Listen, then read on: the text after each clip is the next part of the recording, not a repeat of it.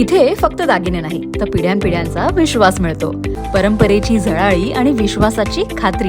Kailas अडगावकर jewellers, Datta मंदिर bus stop, Nashik road. माहेरहून पैसे आणण्याच्या मागणीसाठी सतत होत असलेल्या मानसिक आणि शारीरिक छळाला कंटाळून विवाहितेनं गळफास घेऊन आत्महत्या केल्याची धक्कादायक घटना सातपूर परिसरात उघडकीस आलेली आहे. आणि या प्रकरणी पतीसह सासरच्या 5 जणांविरोधात गुन्हा दाखल करण्यात आलेला आहे.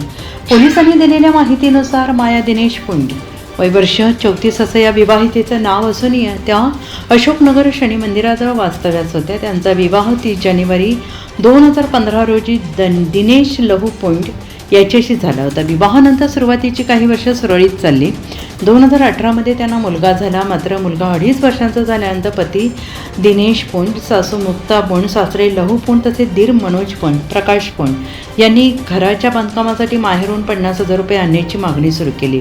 आर्थिक परिस्थिती हलाखीची असल्याने मायाने पैसे आणण्यास नकार दिला आणि याच कारणावरून तिला वारंवार शिवीगाळ, मारहाण, मानसिक छळ सहन करावा लागत होता. मे 2021 तिला घरातून बाहेर काढण्यात आलं. त्यानंतर काही महिन्यांनी नातेवाईकांच्या मध्यस्थीने पुन्हा सासरी पाठवण्यात आलं. सुरुवातीला काही दिवस सर्व काही ठीक होतं. मात्र पुन्हा पैशांच्या मागणीसाठी छळ सुरू झाल्याचं तक्रारीत नमूद आहे. दरम्यान 19 मार्च 2026 रोजी मायाच्या वडिलांनी परिस्थिती नसताना 5,000 रुपये ऑनलाईन पाठवले. तरीही उर्वरित पैशांसाठी दबाव टाकत छळ वाढवण्यात आल्याचं सांगितलं जातं. अखेर या त्रासाला कंटाळून मायाने 25 मार्च 2026 रोजी राहत्या घरी गळफास घेऊन आत्महत्या केली. आणि या घटनेप्रकरणी मायाचे भाऊ नवनाथ किसन कदम यांनी सातपूर पोलीस स्टेशन येथे फिर्याद दाखल केली आहे. आणि त्यानुसार पतीसह सासरच्या मंडळींविरोधात आत्महत्येस प्रवृत्त केल्याचा गुन्हा नोंद करण्यात आला असून पुढील तपास अधिकारी भडांगेही करत आहेत.